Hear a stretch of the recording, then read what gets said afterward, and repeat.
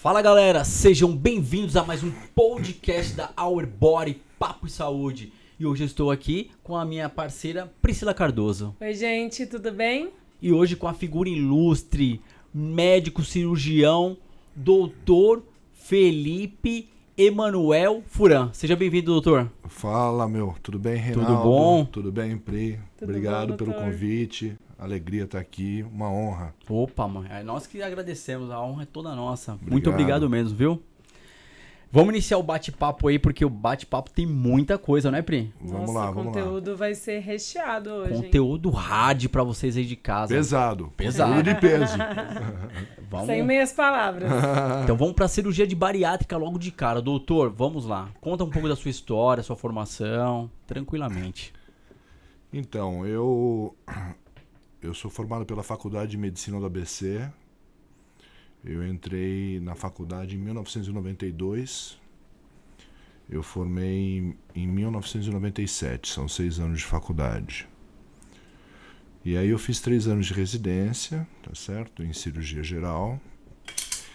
E depois eu tive a oportunidade de ir para um centro especializado em cirurgia de obesidade.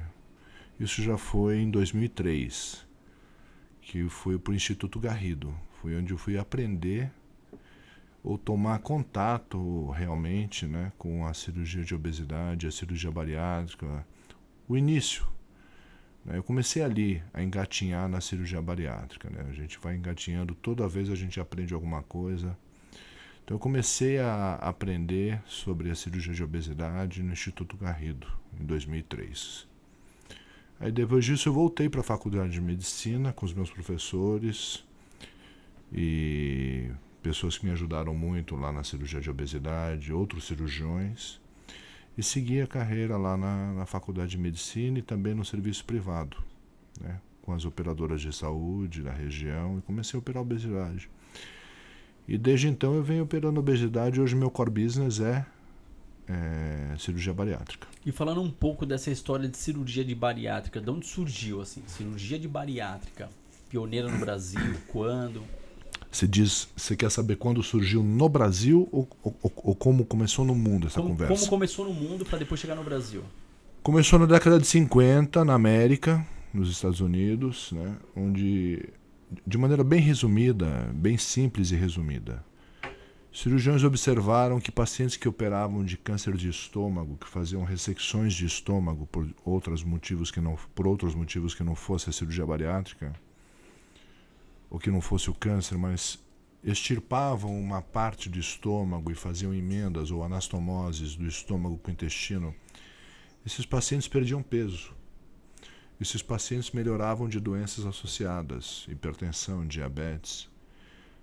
E os cirurgiões começaram a perguntar por quê, como é que funciona isso? Por que esse paciente perde peso? E aí começou a cirurgia, os cirurgiões começaram a fazer técnicas e modelos experimentais e modelos em pacientes, derivações de estômago com intestino, derivações do intestino com o próprio intestino, do intestino fino derivavam para o intestino grosso. Desvios, exatamente. E observavam que os pacientes emagreciam e melhoravam de colesterol alto, diabetes, hipertensão. Algumas cirurgias de tão radicais ou alguns desvios por serem tão radicais levavam a complicações. Insuficiência hepática, insuficiência renal, porque alteravam de tamanha maneira o metabolismo que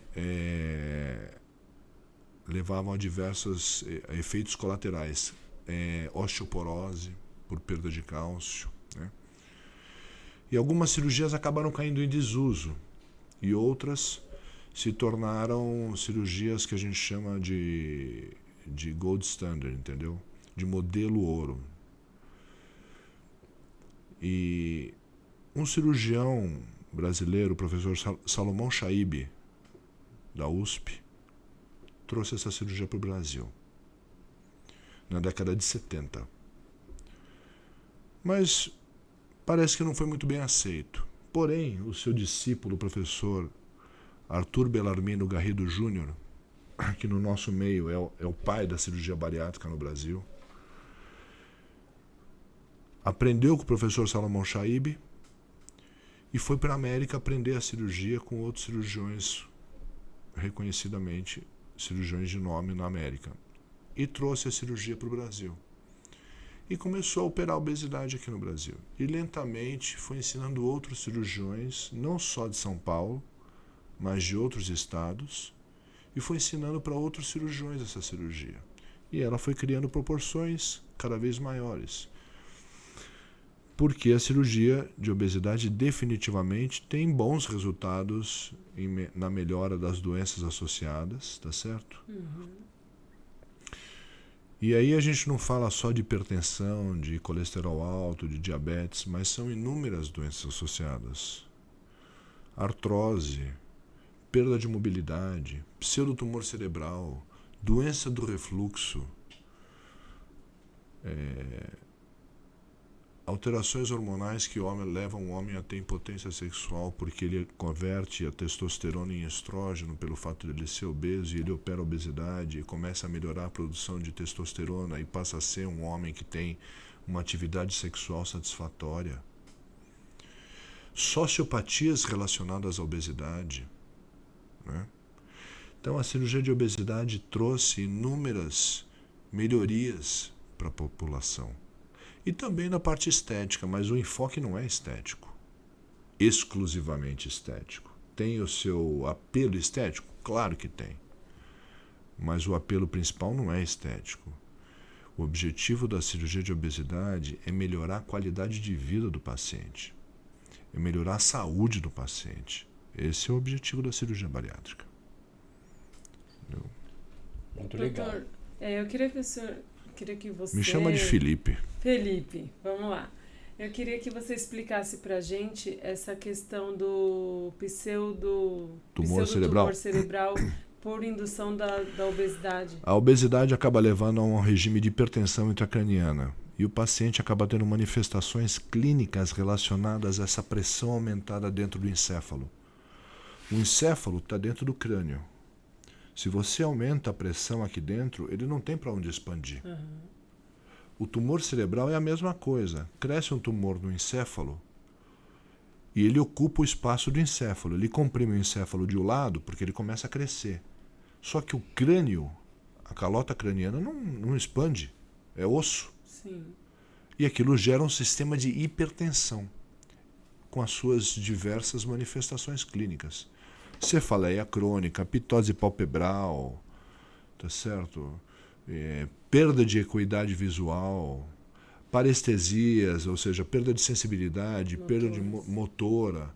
Então tem uma série de manifestações clínicas relacionadas ao tumor cerebral. Só que ele não tem tumor, organicamente falando, não tem neoplasia no encéfalo.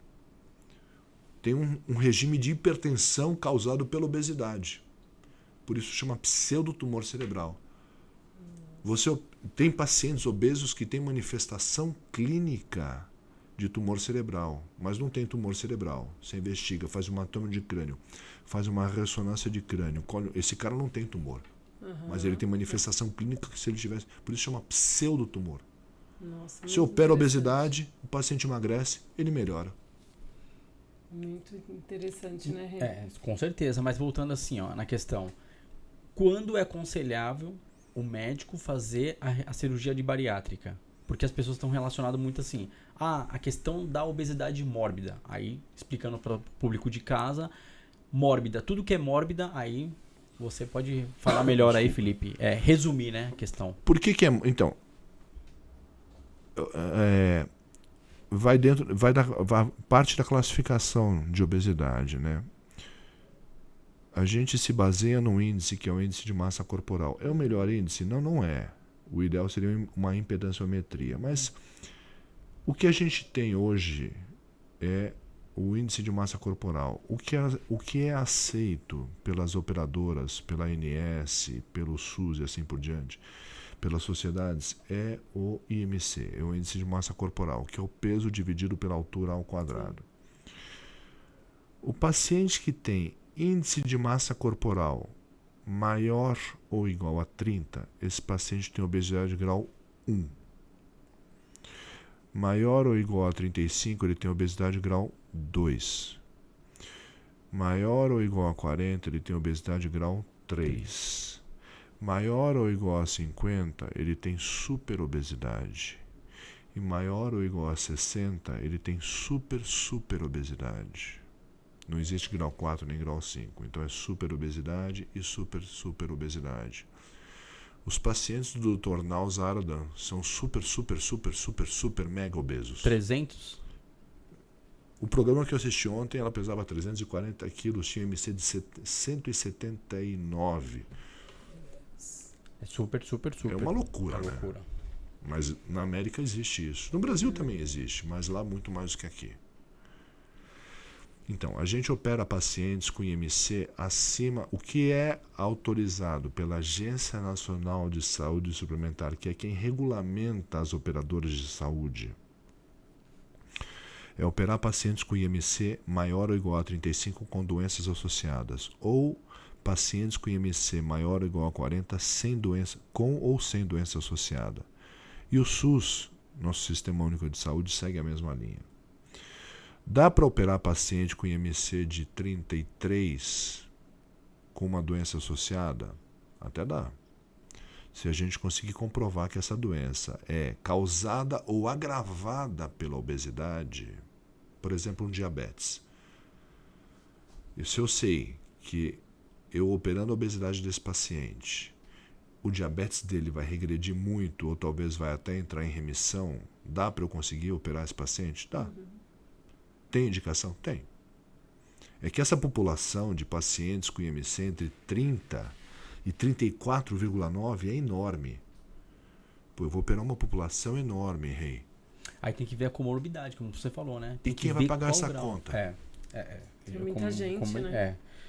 Imagina, Entende? Brasil está crescendo cada vez mais o número de obesidades.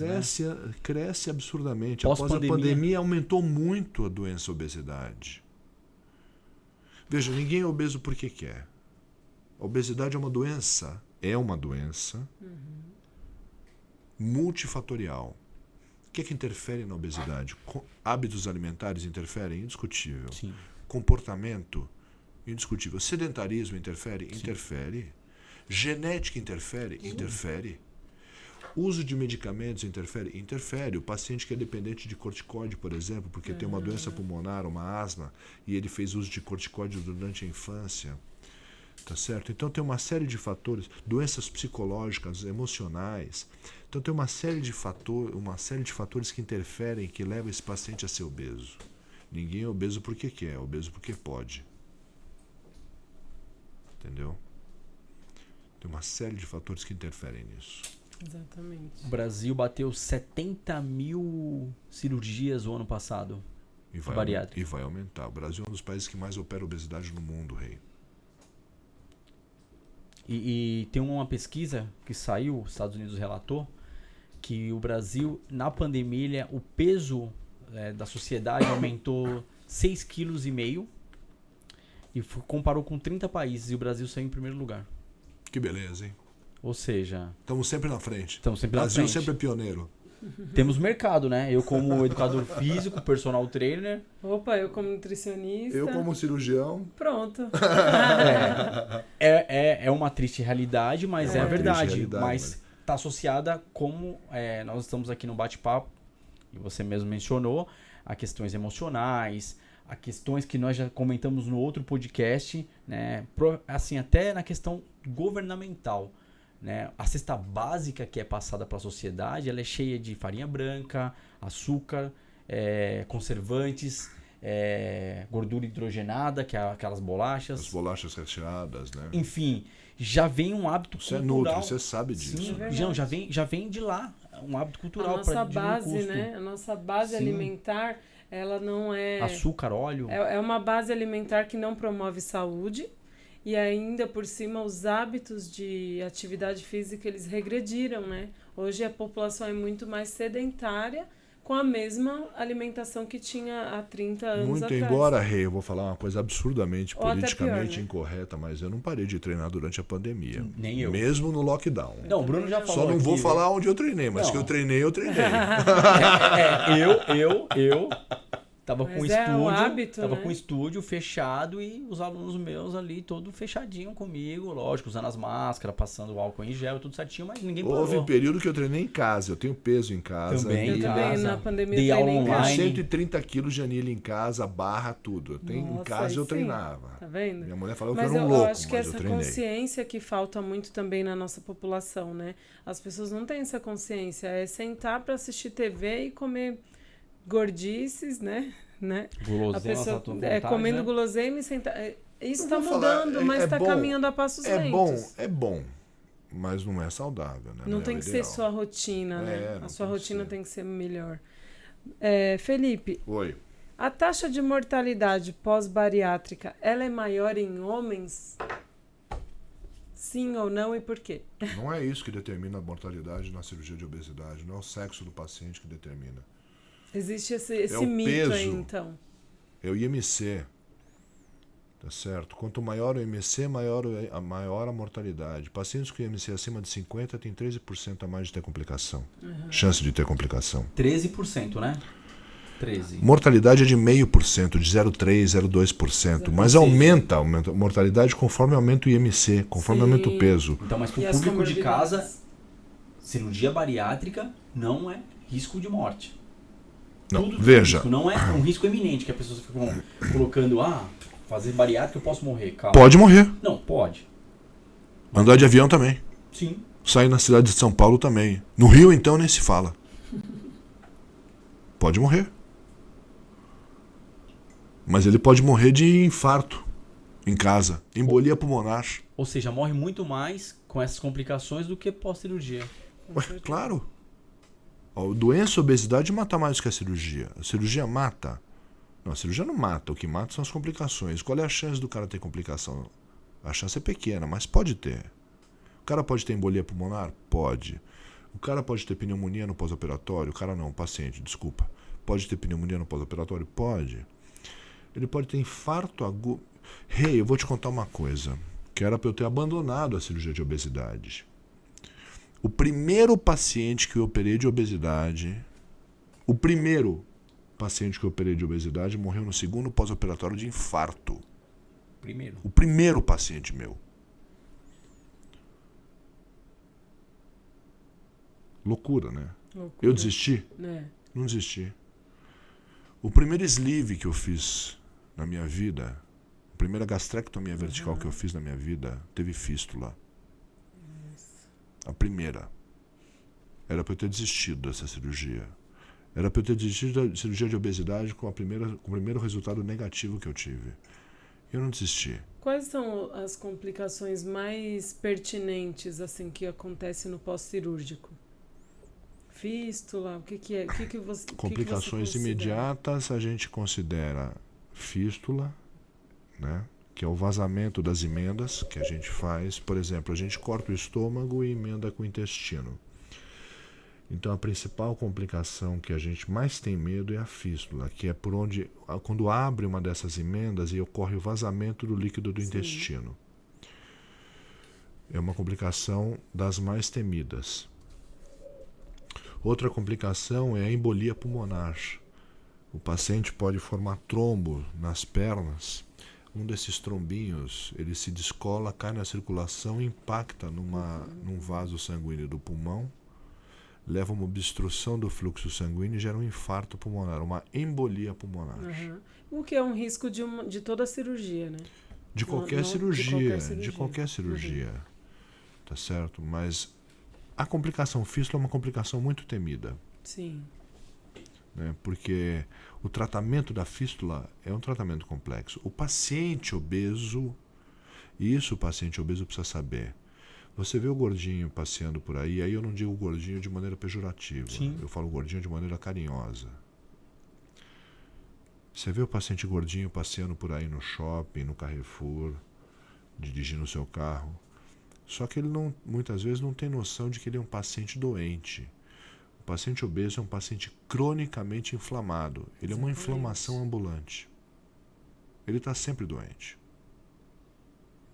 Aquele estado de obesidade mantém um estado, perpetua um estado inflamatório. Inflamação, exatamente.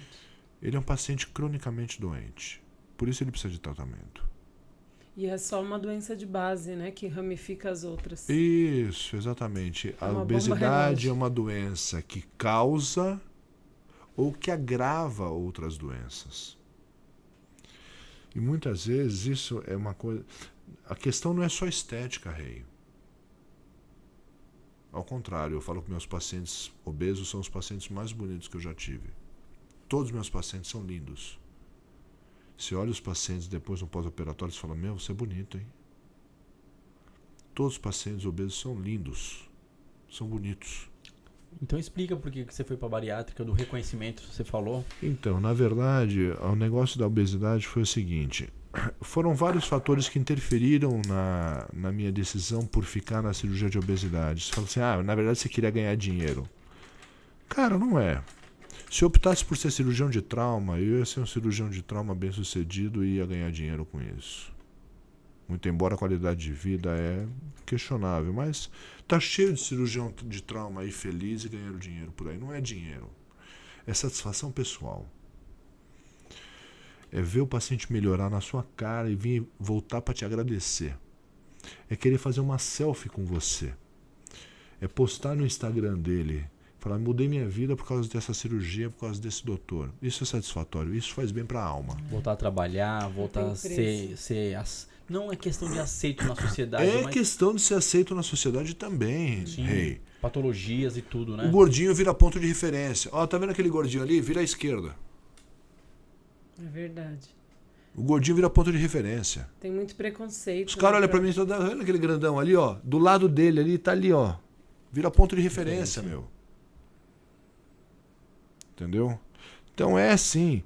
Agora, o paciente obeso, ele fica feliz quando ele começa a perder peso.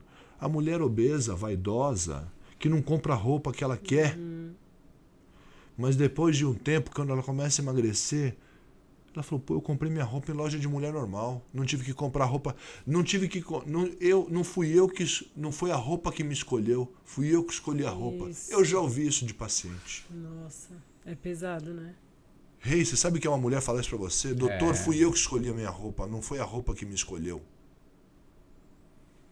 Entende isso, né? Rei? É o emocional, né? Sai da Isso depressão. do ponto de vista de ego, de satisfação da pessoa, e o cara vem te dar um beijo, um abraço por conta disso, fala muito obrigado. E pra você como profissional é o seu ganho. Cara, eu preciso de dinheiro, eu tenho conta pra pagar. Todos nós. Mas o cara vir te agradecer e falar assim, meu, obrigado pelo que você fez por mim, a tua equipe é maravilhosa. Mudou a minha vida. Cara, né? isso é satisfatório, isso Opa, enche tua alma, isso verdade. valoriza o teu ego. Entendeu? E isso, só o cirurgião sabe o que é. Ninguém sabe o que é. Eu sei o que é isso.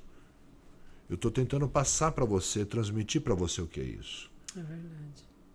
Mas é muito gratificante. É né? muito gratificante. Quem sabe isso? É só o cirurgião, meu amigo. Assim como tem decisões que o cirurgião tem que tomar na mesa de cirurgia, que só o cirurgião sabe o que é.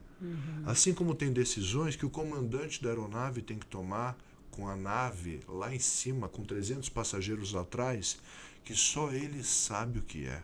Ninguém sabe, nem o copiloto. Peso da responsabilidade, né? É muita responsabilidade, irmão. Deixa eu te perguntar uma coisa, que você falou, essa questão. Tem vários tipos de bariátricas, né? Várias técnicas. Várias técnicas, né? Como Várias você já técnicas. mencionou já aqui no Isso. backstage, tem Isso. várias técnicas. Isso. E algumas com mais risco, outras com menos. Método é uma coisa e técnica é outra. As pessoas misturam, eu vou explicar. Método pode ser a cirurgia de corte, que é a cirurgia aberta. Pode ser a cirurgia videolaparoscópica ou a cirurgia robótica. Isso é método, isso não é técnica. Tá? Técnica, o bypass gástrico, que é a cirurgia que diminui o tamanho do estômago e desvia o intestino. O sleeve, ou a gastrectomia vertical, que é a cirurgia que só deixa o estômago retinho, retificado. o balão intragástrico, que é uma técnica endoscópica, né? E as derivações biliopancreáticas. O duodenal switch, que é o desvio duodenal, e a cirurgia de Scopinaro, que é uma cirurgia pouco feita, mas ainda é feita. E outras técnicas. Mas eu citei para você as técnicas que são consagradas e chanceladas pela Sociedade Brasileira de Cirurgia Bariátrica e Metabólica e pela Federação Internacional de Cirurgia Bariátrica e Metabólica. Então, o que eu citei para você são as técnicas consagradas e chanceladas pelas nossas sociedades que nos representam, no Brasil e no mundo.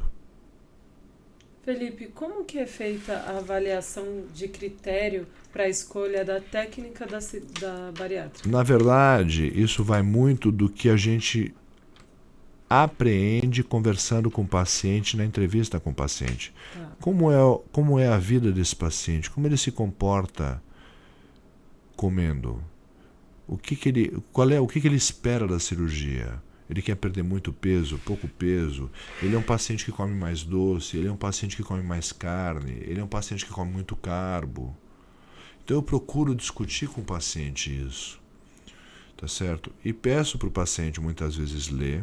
Eu forneço indicações de materiais para ele ler e se inteirar e tirar as dúvidas comigo, tá certo?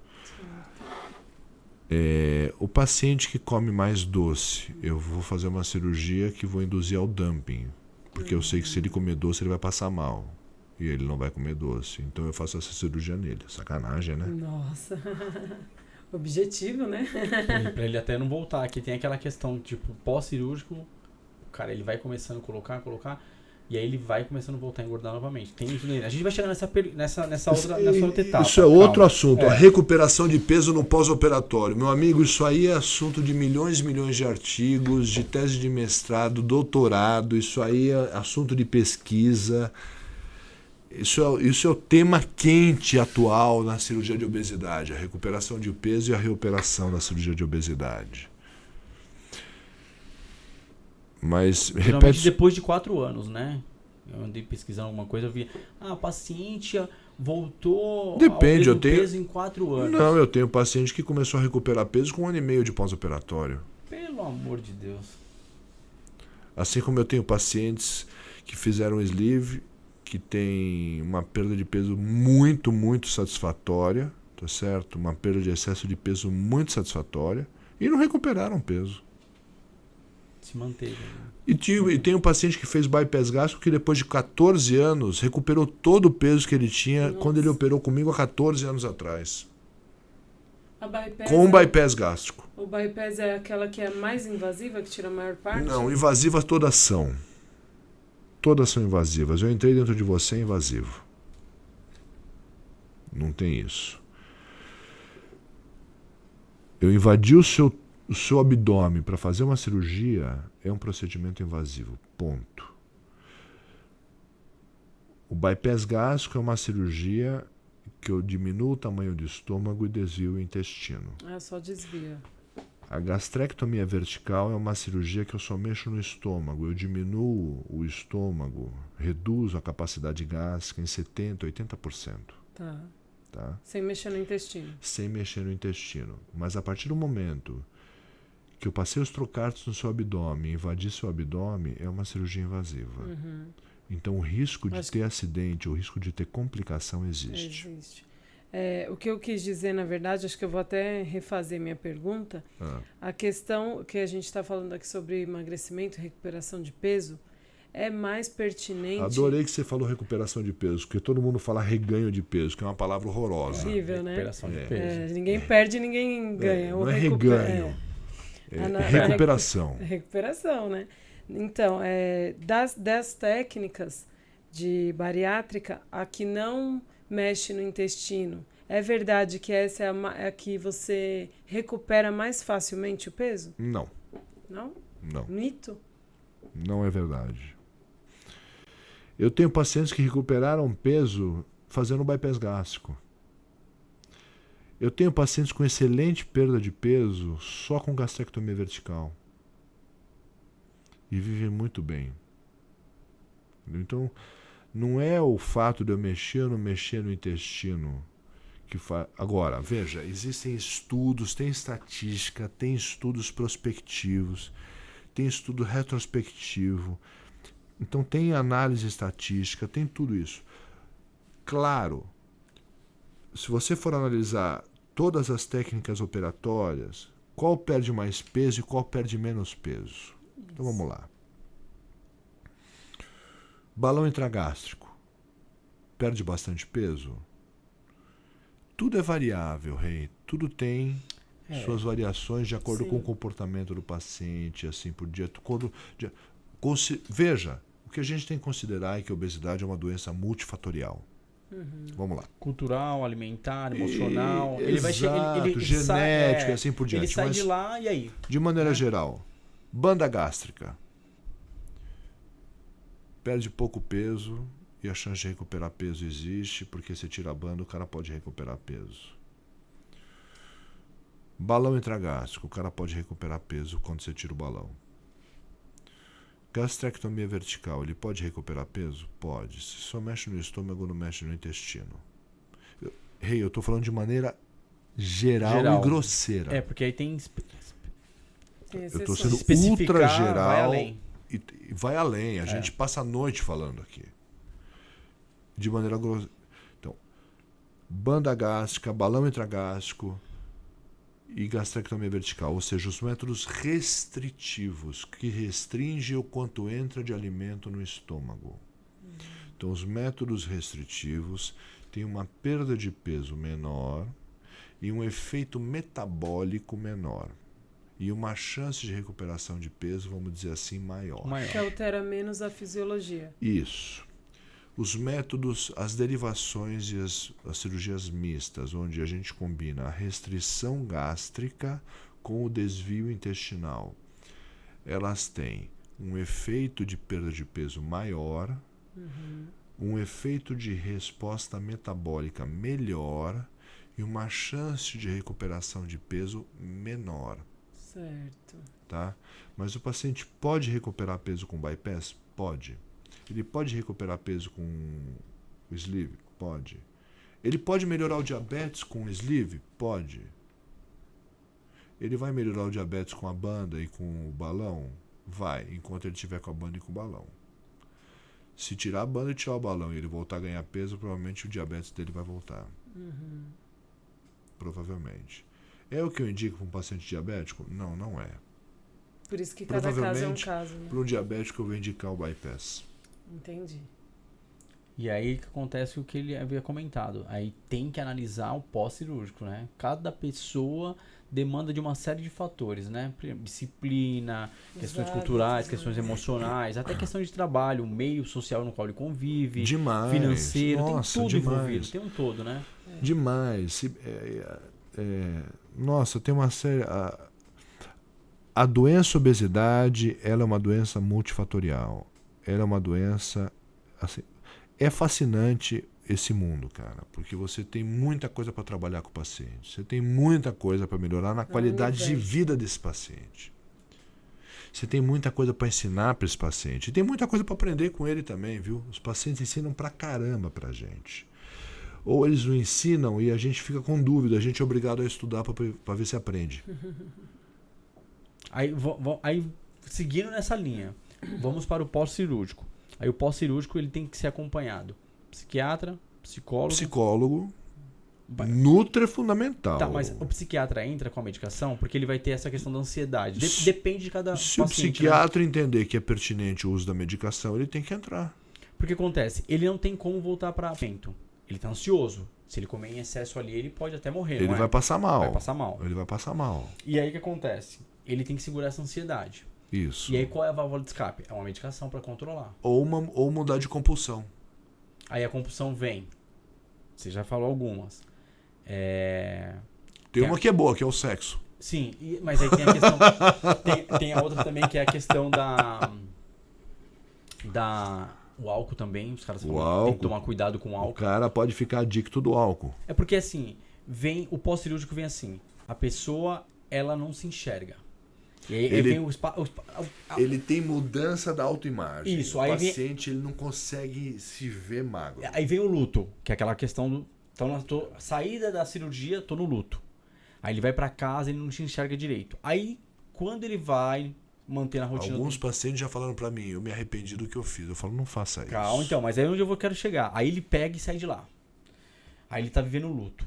Aí depois que ele começa a rotina dele normal, faz a dieta, se mantém, vai pra uma atividade física, alguns vai pra lua de mel, que é a modelagem. Nossa, eu tô lindo e tudo mais.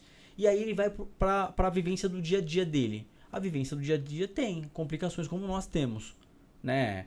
Trabalho, estresse, Isso. tudo. Não vai mudar. A política brasileira continua igual, o real continua igual, a sacanagem na política continua tudo igual. Aí o que acontece? Ele não tem a válvula de escape da ansiedade dele no alimento. O chefe é o chato que sempre foi, a mulher continua enchendo o saco do cara, E aí o que acontece? entendeu? Ele pode ir pro álcool. Pode ir pra birita. E aí vai pro... E quais são os outros que você havia comentado?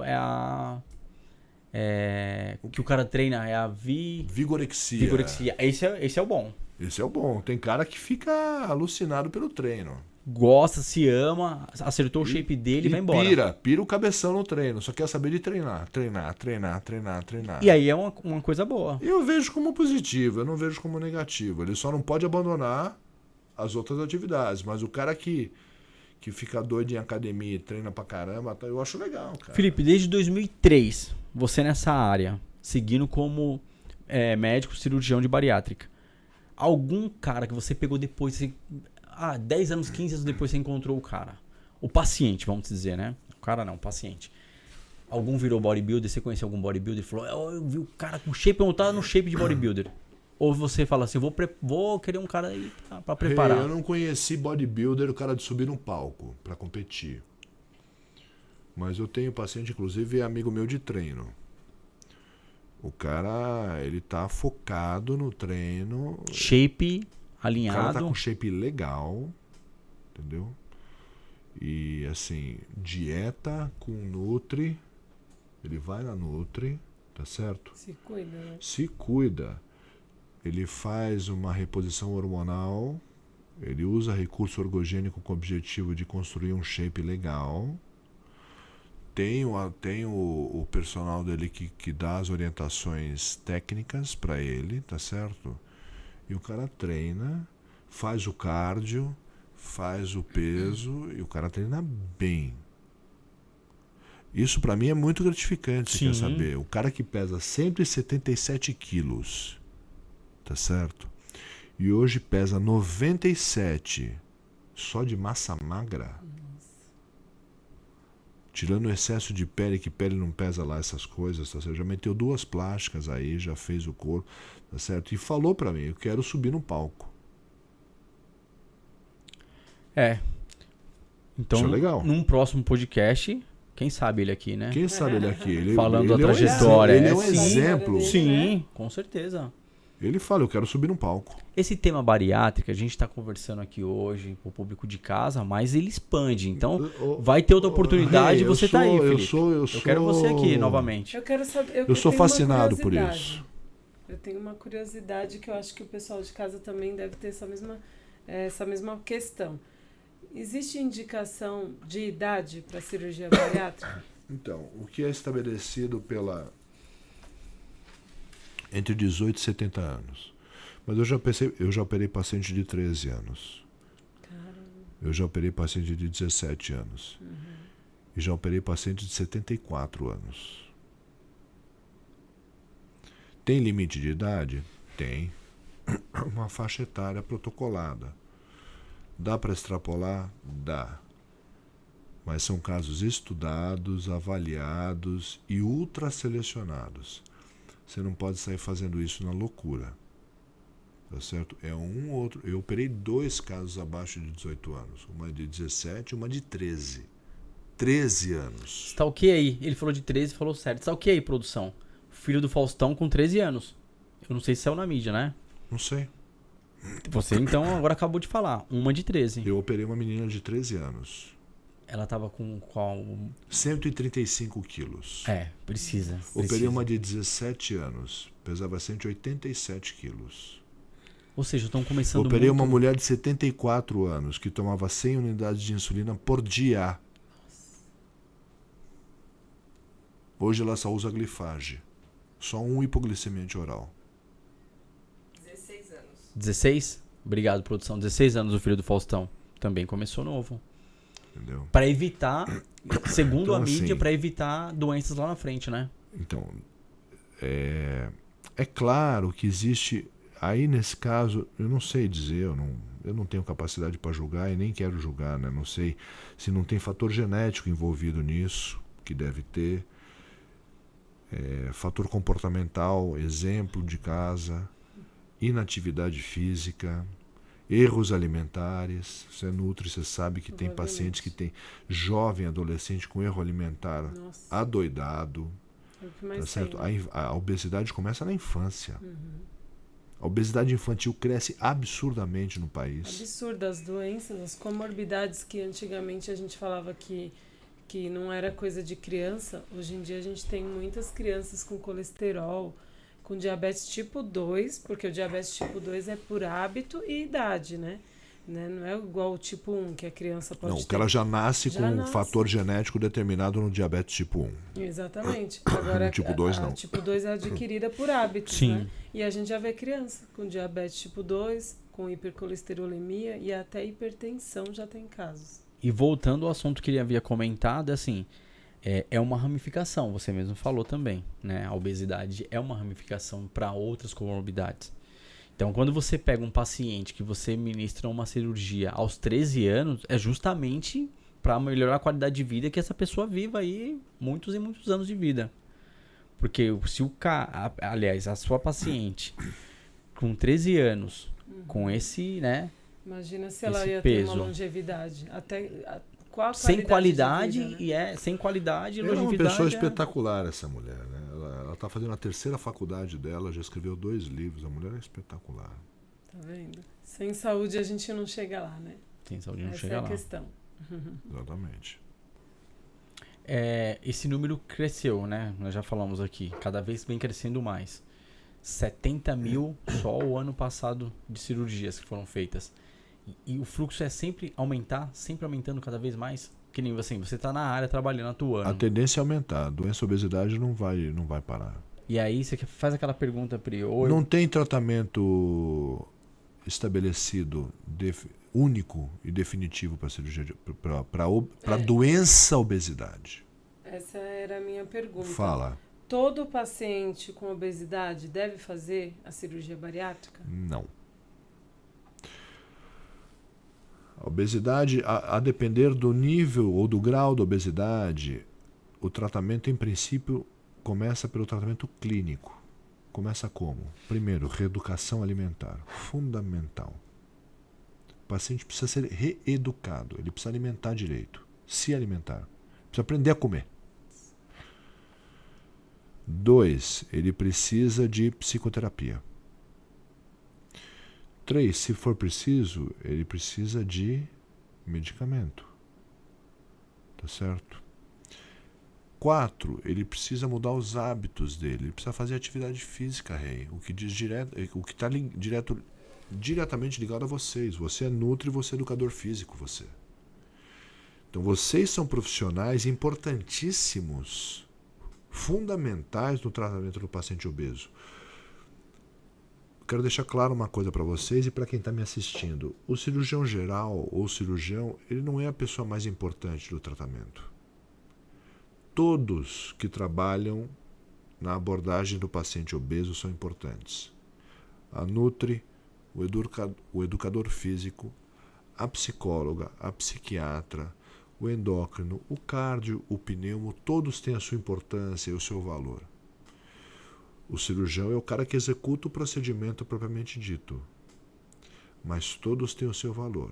E todos têm que ser reconhecidos. Por quê? Porque a doença a obesidade é multifatorial.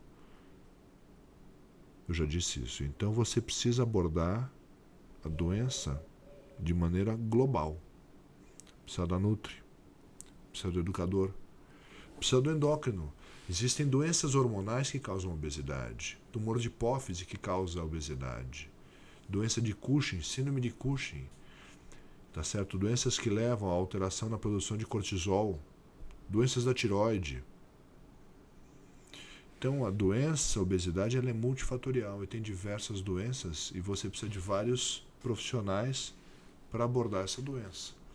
Então, depois que você faz a abordagem clínica da doença obesidade, independente do grau de obesidade desse paciente, seja obesidade grau 1, seja o paciente com sobrepeso, seja o paciente com obesidade grau 1, grau 2, grau 3, superobeso, superobeso, todos precisam da abordagem multidisciplinar.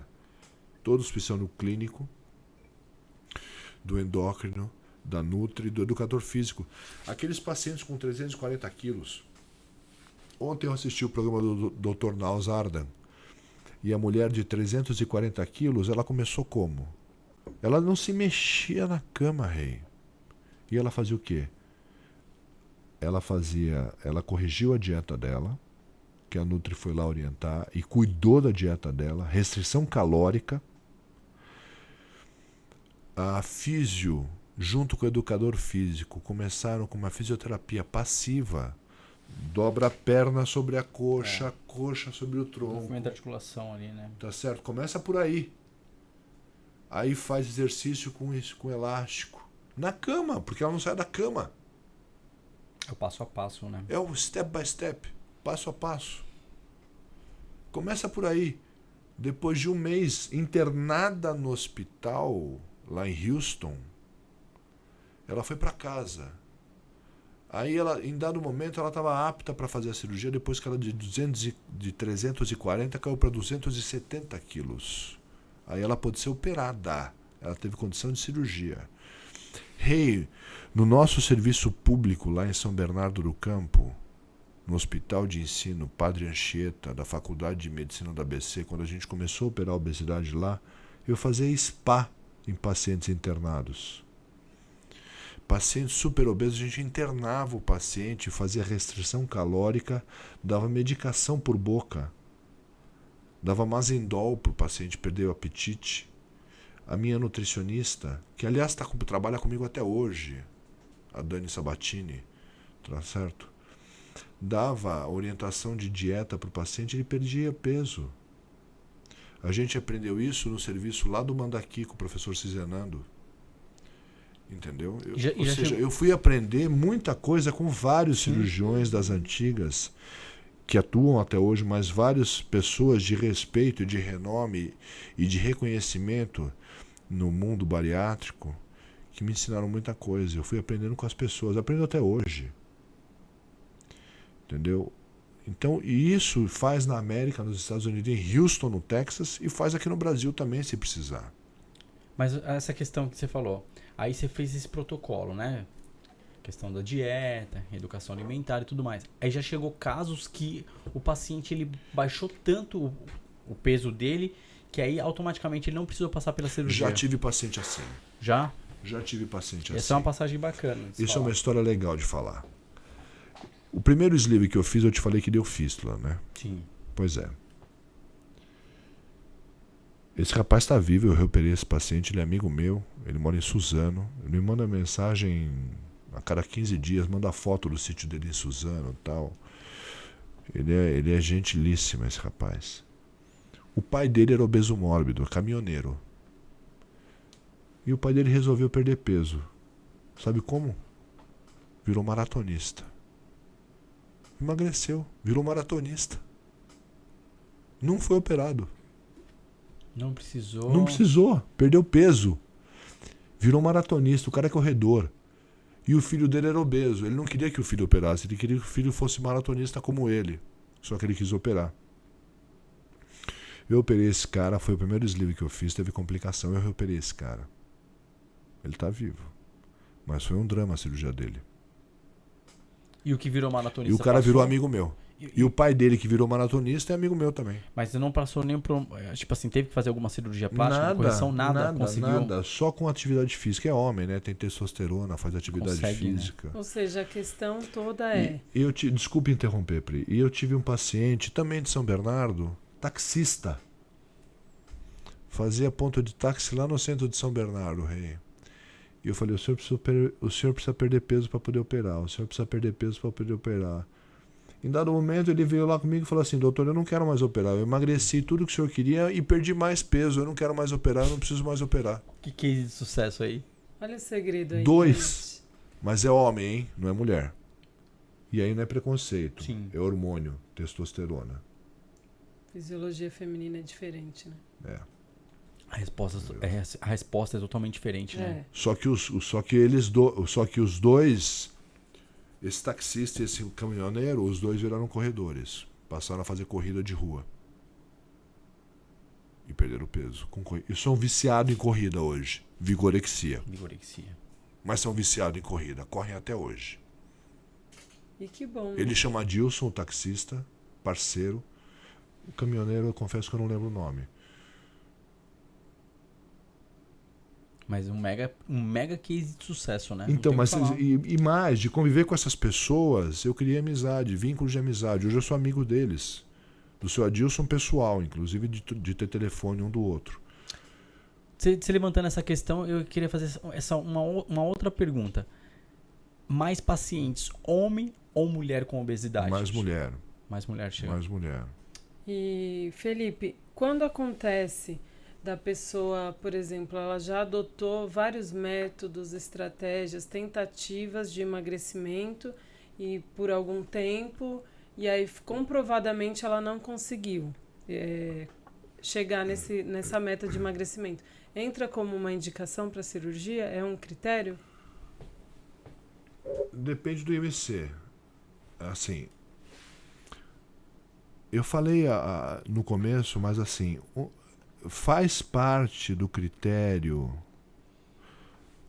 o tratamento clínico por 2 anos. Então, o paciente que teve falha no tratamento clínico por 2 anos, comprovado, tá certo? E geralmente a gente pede relatório médico, ou de um endócrino, ou de um clínico, de uma nutricionista, ou de um nutricionista, ou de um nutrólogo. Então, assim, a falha comprovada no tratamento clínico para obesidade associado ao IMC de 35 com doença associada, ou IMC maior que 40, aí sim esse paciente tem indicação de tratamento cirúrgico. Então, o tratamento da obesidade é 1, clínico, 2, cirúrgico. Tá certo? Certo. E precisa ter o acompanhamento por 2 anos com um especialista. No caso, o nutricionista, no caso, o psicólogo, no caso, o endocrinologista. Se precisar lançar uso de medicação, usa. No caso, o educador físico, que é você. E na nossa operadora de saúde, onde a gente presta serviço médico, a gente tem um educador físico, tá certo? Que cuida dos pacientes e dá orientações com relação à atividade física. Eu pressiono demais os pacientes para fazer atividade física.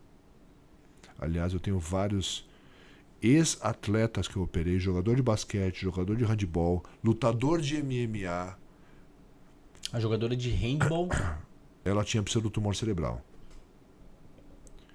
Judoca. Eu atendi um pós-op meu essa semana de um judoca que abandonou o tatame, e eu falei assim, irmão, você tem que voltar a lutar, cara. Você vai começar a perder peso, você precisa voltar a lutar. Ah, mas eu não tenho condicionamento cardio, eu não tenho mais a mesma força muscular. Eu falei, mas o objetivo não é você ser judoca medalhista de novo. O meu objetivo é você voltar a praticar uma atividade física. E se você gosta de luta, vá lutar. Antes de mais nada, a luta é uma atividade física. Precisa. Estimulo todos a fazer musculação sem exceção. Não é cardio, é musculação. Aumenta a massa muscular, aumenta a taxa metabólica, perde peso. E perde gordura corporal, né? Exatamente. Isso aí ele falou, questão física. Exatamente. Fora a questão que é a liberação de hormônios, Endorfina, aumento tá de certo? testosterona, Aumenta a produção de testo. melatonina. Tá certo? O cara dorme melhor, produz mais testo porque aumenta a massa muscular. O cara produz testo quando faz exercício de grandes grupos musculares. Melhora a qualidade de vida absurdamente. Cria uma vitalidade imensurável. Entendeu? E cada vez, assim, a gente falando de saúde aqui, né? E cada vez mais médicos sentando nas entrevistas e falando, olha, a importância da alimentação, nutricionista, a importância do educador físico e a medicina, sim. A medicina ali, acirrada, diagnosticando e falando, então, né? eu vou repetir. Ninguém faz sucesso sozinho. Essa frase é a frase do Tuta da Jovem Pan, né? Ninguém faz sucesso sozinho. O cirurgião bariátrico não faz sucesso sozinho. Ele não manda na equipe. Aliás, isso quem diz é o professor Almino Ramos. O cirurgião bariátrico não é o dono da equipe. Ele precisa de outras pessoas, tá certo? Para fazer com que os casos dele tenham sucesso. Não é só o cirurgião. O cirurgião não brilha sozinho. O meu maior número de alunos, eu falo diretamente para a Pri, até comentei com você, são médicos. Treino muitos médicos. Exatamente. E seguimos aqui. Vamos lá. Após a cirurgia de bariátrica, ocorre alguma baixa de imunidade e a baixa de absorção de vitaminas? Não. Imunidade não. Inclusive, interessante que quando a gente teve a pandemia do Covid, o nosso presidente da sociedade veio e gravou um vídeo informativo para nossa sociedade de cirurgia bariátrica e metabólica, exatamente falando sobre isso. Porque supostamente o paciente bariátrico estaria mais susceptível a contrair a doença Covid, porque teoricamente estaria imunossuprimido. É justamente o contrário. O paciente ele é mais imunocompetente, porque ele deixa de ser obeso, ele deixa de ter doenças associadas. A obesidade por si só é uma doença que imunocompromete o paciente. Ao contrário, o paciente que é eutrófico e que está bem nutrido, ele é um paciente imunocompetente, ele não é um imunoincompetente. Tá certo? A cirurgia de obesidade, é claro que desnutre o paciente, mas é uma desnutrição controlada. Então o paciente está anemiado, é uma forma de desnutrição, vamos dizer assim? Mas eu vou tratar essa anemia desse paciente. A deficiência de vitamina D. Quantas pessoas em São Paulo não têm deficiência de vitamina D? Números, o que mais tem hoje é... Ninguém toma sol, irmão. Então você precisa repor vitamina D. Tá certo? O cara tem deficiência de selênio. O cara tem deficiência disso, tem deficiência daquilo. Tá bom. Se alimente. Primeira coisa, se alimente de maneira adequada. Segunda coisa, faça uma suplementação de vitaminas. Mas o cara não absorve o ferro da maneira como ele deveria, na forma de sulfato ferroso. Tá bom, dá ferro quelato.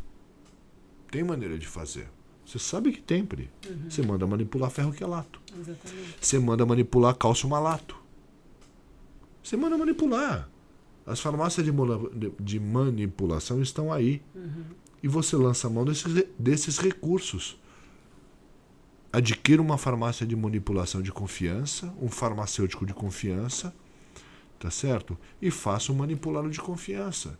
E vai ingerir o seu suplemento vitamínico que você confia. Eu mando manipular para meus pacientes. Ferro quelato, cálcio malato, magnésio quelato, zinco quelato. Eu mando manipular para os pacientes. Eu prescrevo para os pacientes. Porque eu sei que precisa. Eu não sou refratário a isso. Eu não sou cego a isso. Eu reconheço que precisa.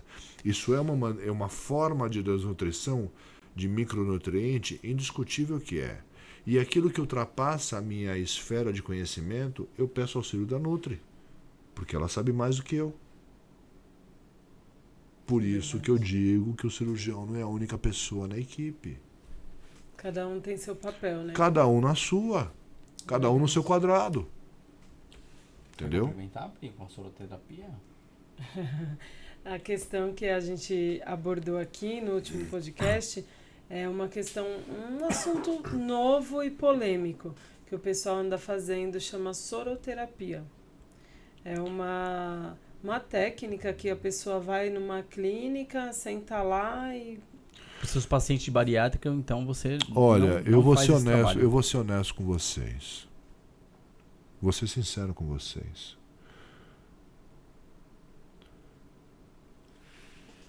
O que eu conheço é o seguinte: O paciente que tem apendicite aguda vai no hospital e trata a apendicite aguda com cirurgia.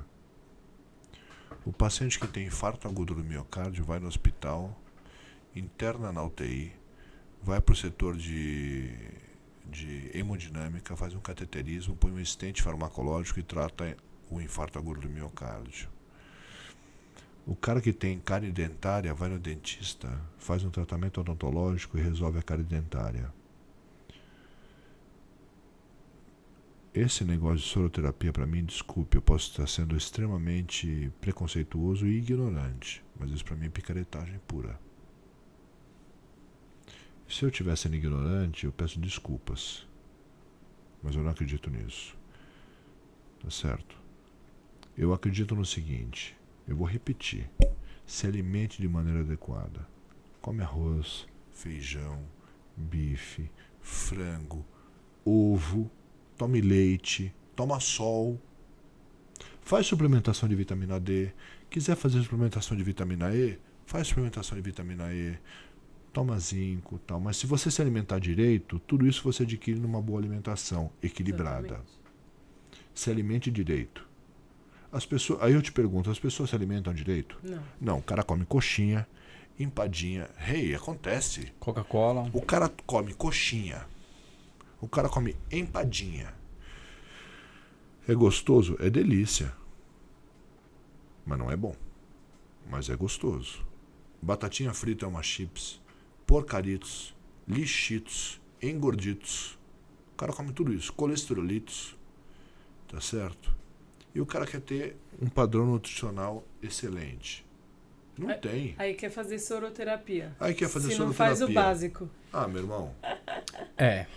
Tem que fazer pelo menos o básico, né? Se Pô, alimente de não forma basta. adequada. É isso. Pra ver aí a questão, tipo, ó, o seu corpo não consegue absorver os nutrientes. Analise primeiro, veja por que não consegue. O que Depois- acontece é uma coisa, isso é fato.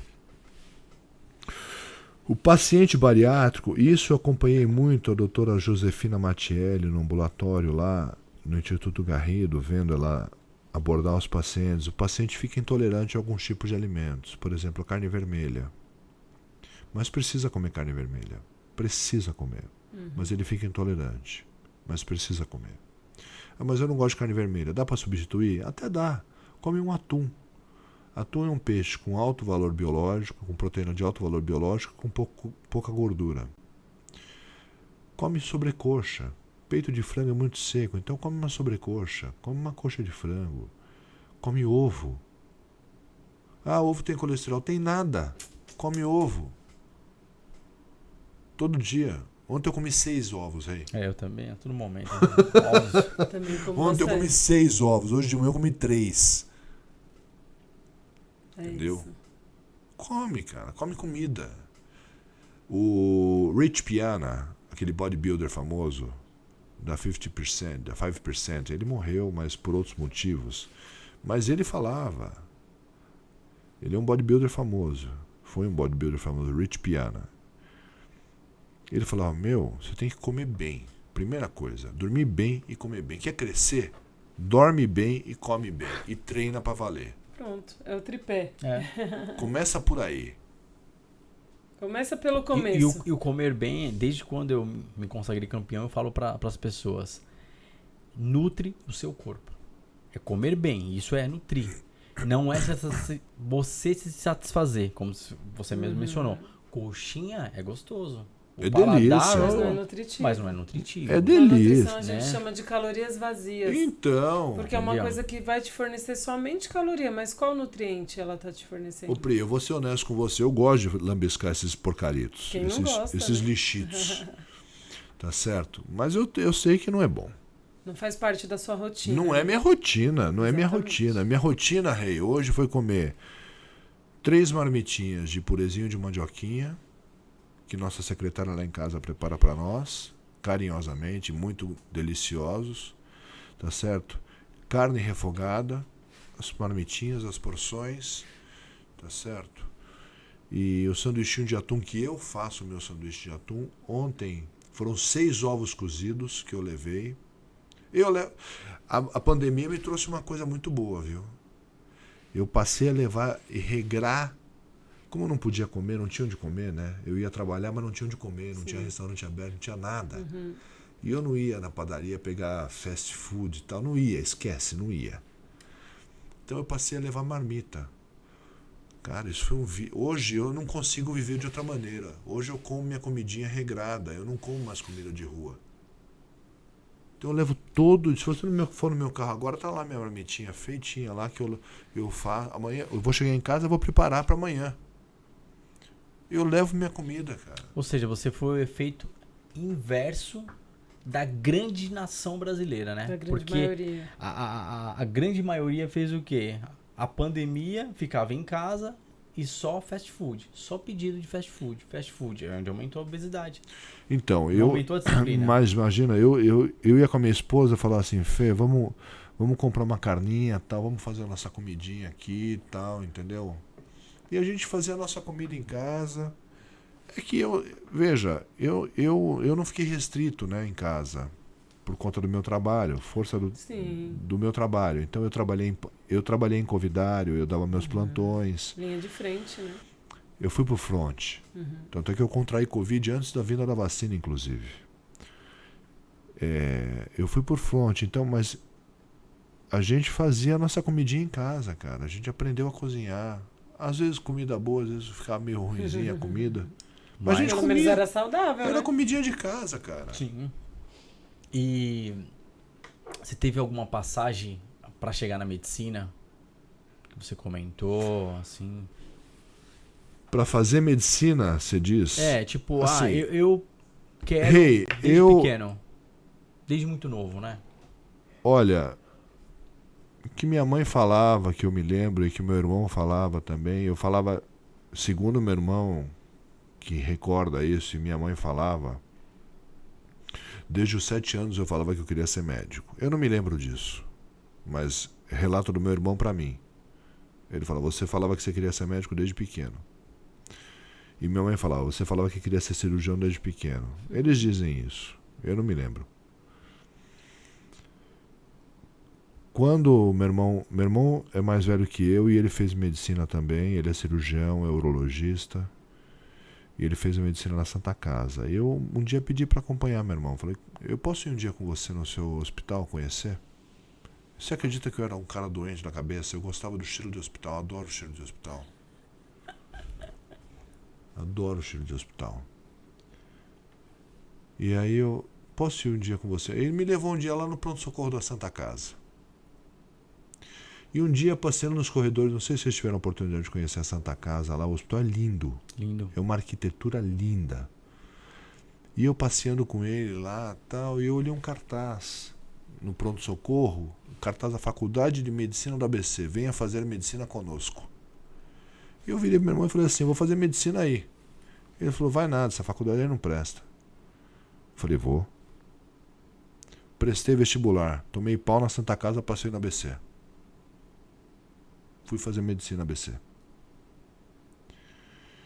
Aí, no final da graduação, eu falava assim, eu quero fazer cirurgia geral. Ele, não faz cirurgia geral não, cara, é ruim, não sei o que lá, faz uma especialidade, você tem que fazer urologia. Ele é urologista, né, óbvio, ele vai puxar a brasa pra sardinha dele, né, é bobo.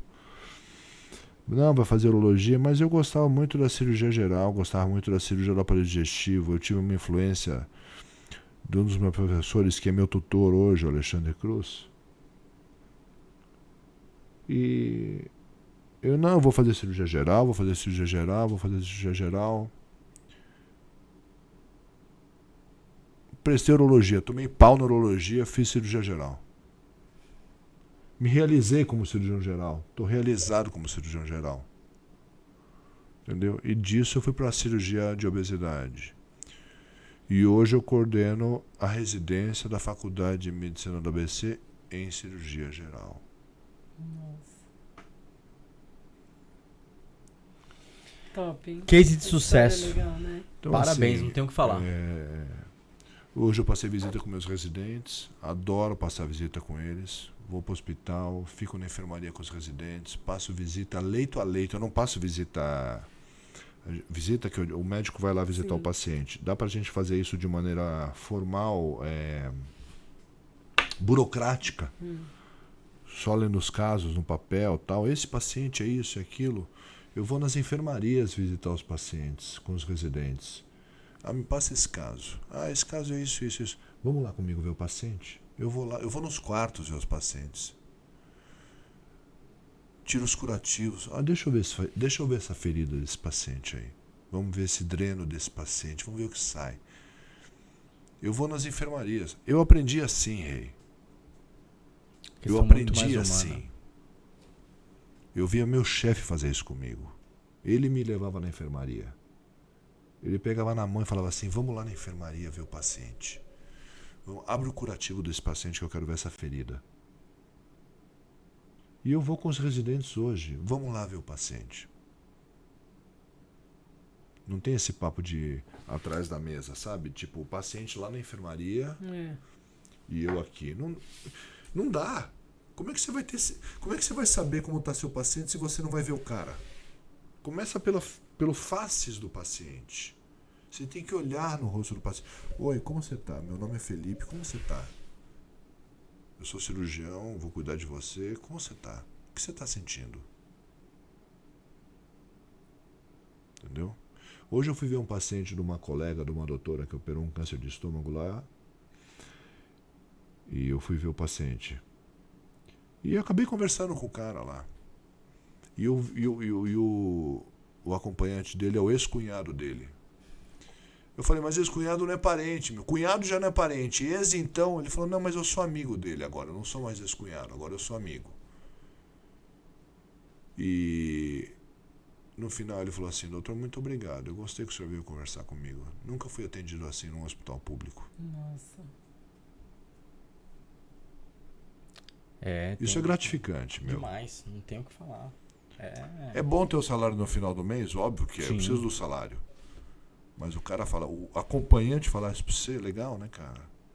É o ser humano antes do profissional, né? Entendeu? É legal, né?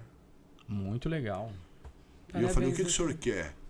Eu falei, ele falou, doutor, eu queria um suco. Eu falei, o senhor quer um chá? Eu quero um chá. Tá bom, eu vou mandar vir um chá pro senhor. Mas como foi importante você ter uma formação de base com mas seus eu tive mestres, exemplo, né? seus exemplos, e hoje você vem... Cara, o meu chefe, que hoje, que foi meu tutor e hoje nós somos sócios, mas ele me pegava pela mão e me levava lá para ver o paciente. Falava, é assim que você tem que fazer, cara. Tomara que os seus alunos, né, os residentes... Eles fazem. Os que ficaram sigam. conosco fazem. Eles fazem. Que o mundo, né, precisa de pessoas assim. Pessoas assim, profissionais assim. Sorte de quem consegue ser atendido dessa forma. Eu sou honesto, assim... eu falo com orgulho. E sem falsa modéstia. Eu tô falando isso real, isso não é fake, não é ensaiado. Quem tá vendo a gente aqui nesse podcast, isso não é ensaiado.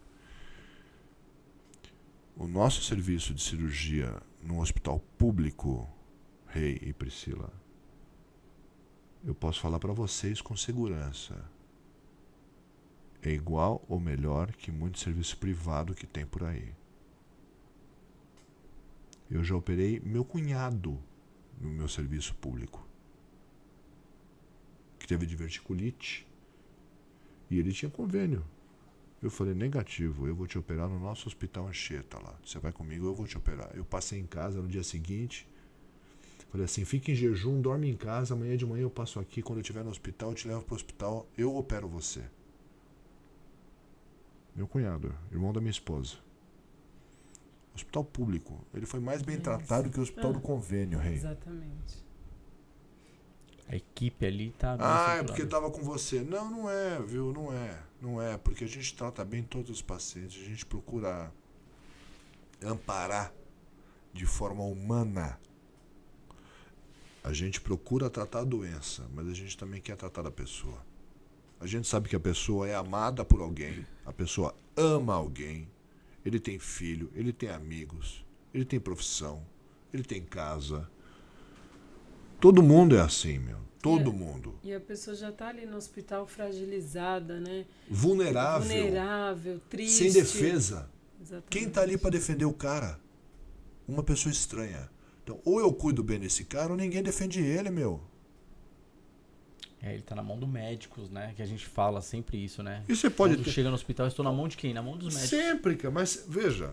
Agora, veja. Você tem policial bom, policial ruim. Político bom, político ruim. Funileiro bom, funileiro ruim. Eletricista bom, eletricista ruim. Médico bom, médico ruim, bicho. Sim. Não foge. Não foge. Todas as áreas. Tem né? piloto de avião bom, piloto de avião ruim. O problema é que o piloto de avião ruim mata 300. É a humanidade, é o balanço, né? Entendeu? Senão todo mundo seria bom na humanidade. Tem tudo isso, né? É verdade. Esse balanço. Deixa eu fazer uma outra pergunta, doutor. E Felipe, né? Meu amigo Felipe. Vamos aí. Ô Fê, questão de câncer. A gente falou muito de bariátrica. Câncer no intestino. Você falou, eu peguei uma paciente. Boa pergunta. Tem muitos casos. Vamos vocês lá. pegam muitos Primeira casos? coisa, vamos lá. A cirurgia de obesidade aumenta o risco de câncer? Ou diminui o risco de câncer? Diminui. Eu creio que na minha... Em alguns casos diminui, em outros casos pode aumentar. Pode aumentar? Pode. Não sabia. Mas isso Por que aí isso daí? pode acontecer. Alguns tipos de tumores podem aumentar com a cirurgia bariátrica. Mas de maneira geral, a cirurgia de obesidade diminui o risco de câncer. A obesidade aumenta o risco de câncer de maneira geral. Sim. Câncer de mama, câncer de endométrio, câncer de intestino. Mas de maneira geral, a cirurgia de obesidade diminui, mas alguns tipos de tumores podem aumentar com a cirurgia bariátrica. A cirurgia bariátrica, ela dificulta ou facilita o diagnóstico de câncer? Depende. Aquele estômago que está excluso lá, que a gente não tem acesso por causa do bypass gástrico. Sim. O que acontece com aquele estômago lá? Deterioriza, bem. Não acontece nada. Ele continua lá como sempre foi, continua produzindo suco gástrico, tudo belezinha. Pode desenvolver câncer? Pode desenvolver câncer, como uma pessoa que nunca fez cirurgia bariátrica pode desenvolver câncer. Entendeu? Isso não vai aumentar. Mas de maneira geral, em linhas gerais, a cirurgia de obesidade diminui o risco de câncer. Em mulheres diminui o risco de câncer de mama, diminui o risco de câncer de endométrio. Entendeu? Diminui o risco de câncer de intestino. De ovário, né? De ovário, tá certo?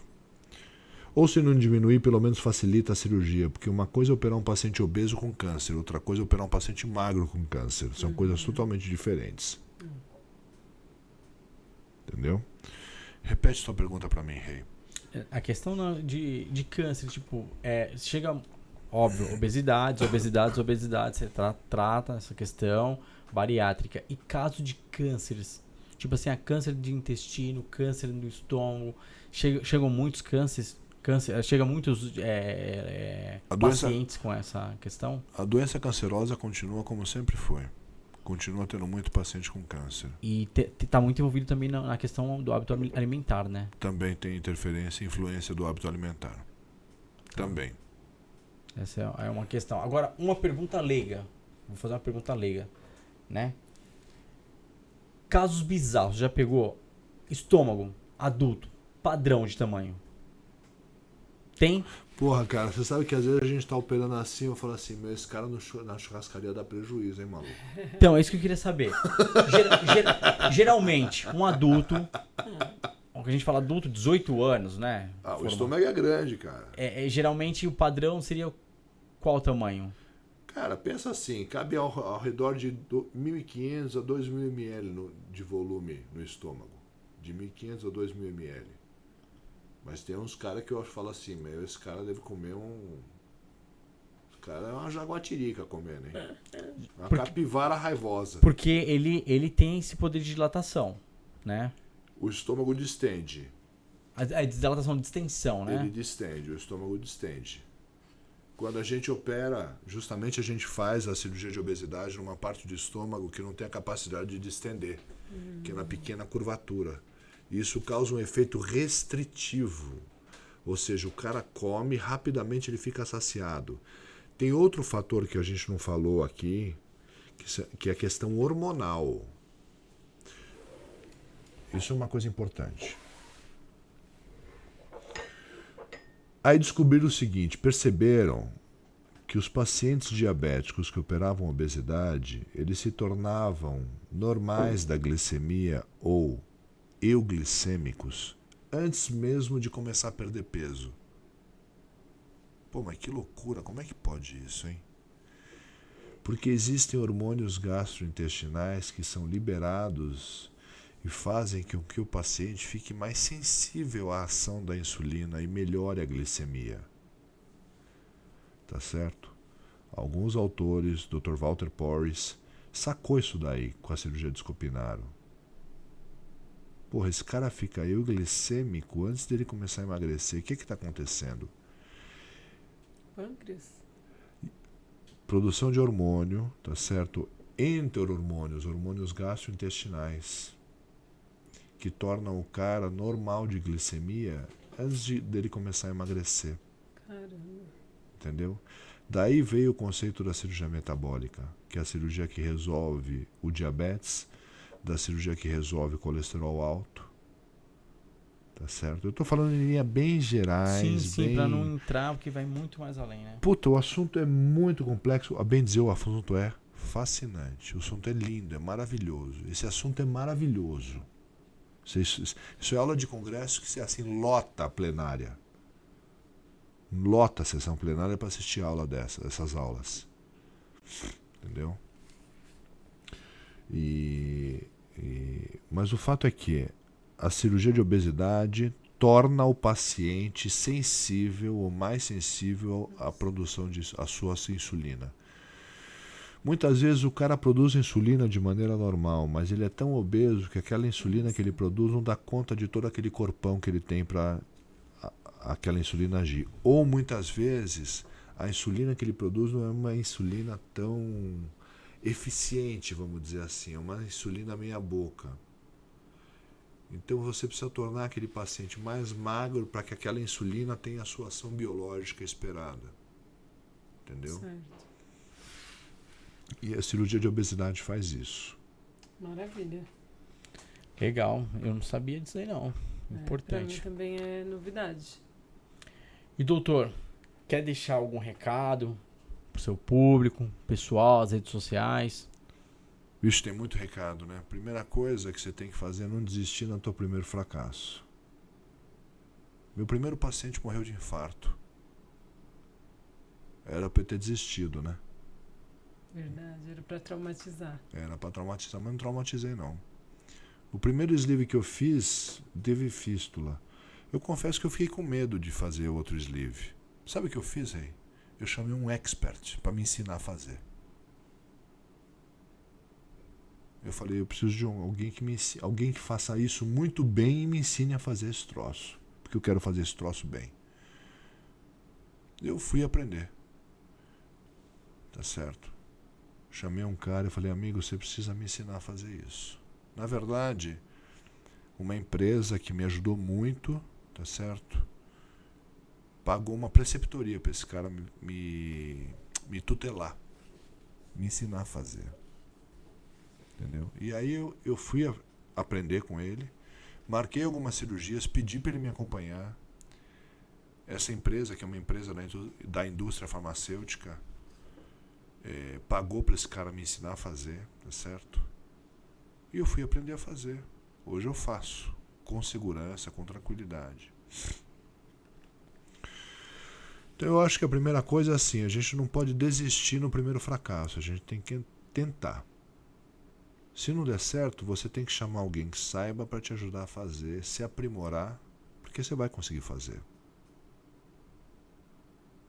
Entendeu?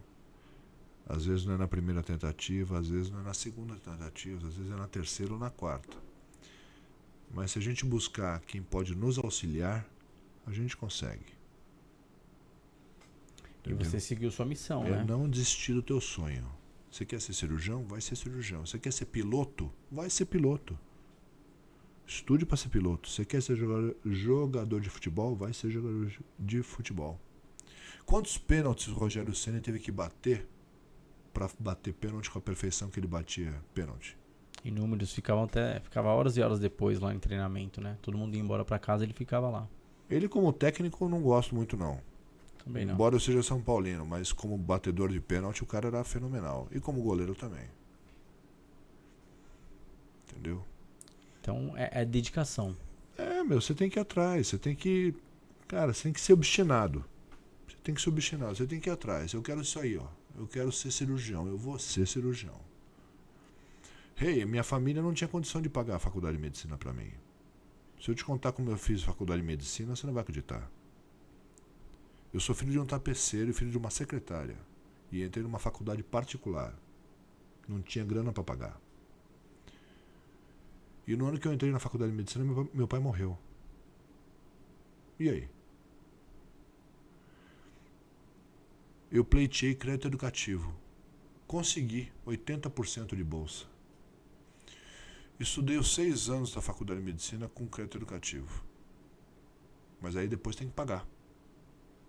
Eu tinha uma dívida considerável para pagar. Putz, eu não tenho grana. E eu ainda queria casar. Também não tinha grana. Eu me voluntariei para a aeronáutica, para a Força Aérea. Fui ser oficial da Força Aérea. Sou oficial da Força Aérea. Sou oficial da Infantaria da Força Aérea. Trabalhei 1 ano na Força Aérea, economizei dinheiro, trabalhei numa assistência médica como clínico geral, guardei uma grana, casei e quando o Lula entrou, aí eu não estou falando de política, não sou petista, não sou lulista, não sou nada, mas eu sou obrigado a falar. Quando ele entrou no primeiro mandato dele, ele ofereceu anistia de 90% da dívida de crédito educativo para todos aqueles que quitassem a dívida do crédito educativo à vista. O dinheiro que eu tinha economizado e guardado era exatamente o valor que dava a anistia que o Lula tinha oferecido, que o governo Lula ofereceu. Eu fui lá e quitei meu crédito educativo. As coisas foram acontecendo. O que você se propôs, né, a fazer. Entendeu? Meu irmão, se você estiver no teu caminho, no teu propósito, a coisa vai acontecer. Não se desvie. Não pode se desviar. Não pode cair num conto aqui, numa confusão ali, numa conversa aqui. Não, meu. Vamos lá fazer tua coisa. Não posso, estou ocupado. E vai atrás do teu caminho. Vai atrás do teu caminho. Você chega lá, você consegue. Foi assim que eu consegui. Perspectiva para ser médico eu não tinha. Eu consegui. Exemplo a ser seguido, né, Pri? Nossa, inspirador, viu? Pra mim, que tô aí na luta, na batalha diária também. Acabou. Perspectiva você tem? Aos olhos humanos, a perspectiva você tem? Talvez não tenha. Mas aquilo que vier para te atrapalhar o seu caminho, você fala assim, não posso, estou ocupado. Segue o teu destino. Segue aquilo que é o teu propósito. Qual é o teu propósito? Vai atrás do teu propósito. É isso. Entendeu? É isso. Doutor Felipe Emanuel, muito obrigado. Eu que de agradeço coração. a gentileza e a honra do convite. Eu não tenho o que falar, a gente ficou aqui bem comovido, né? Um exemplo a ser seguido. O seu Instagram, você quer deixar aí, pessoal, para conhecer Eu o seu vou trabalho? deixar, o meu Instagram, vamos lá, é Dr. Felipe Furo. Viu aí, galera de casa? Público. Tá aqui, ó. Doutor Felipe Furo, tudo junto. Furo com... F-U-H-R-O. Dr. Felipe Furo. Isso aí, bacana. Tudo junto. Muito prazer, viu, doutor Muito Felipe? prazer. Obrigado por todo o Foi uma alegria, viu? Obrigado. Prazer foi todo meu. Falar sobre saúde e medicina, para mim, é sempre um prazer e aprender, então, é impagável. Obrigado por todo o conhecimento. Eu que agradeço. Doutor, eu nem vou falar nada que a gente vai marcar um treinão lá, né? Porra, vamos lá no Dória, mãe. Opa, com força, hein? Tá forte aí. Lá o esporte é bruto. E muito obrigado de coração mesmo. A gente agradece, o público de casa agradece. Foi uma soma imensa você transmitir o seu conhecimento. Vai ser bacana esse podcast. Tem muita coisa pra galera de casa aí, pro público. Então é isso aí, pessoal. Encerramos mais uma vez nosso podcast da Our Body Papo e Saúde com o Dr. Felipe Emanuel Furo. Muito obrigado a todos aí que acompanharam até o final. E antes de mais nada, inscrevam-se no canal, deixe seu like e ative o sininho. E até a próxima. Podcast da Our Body Papo e Saúde. Valeu!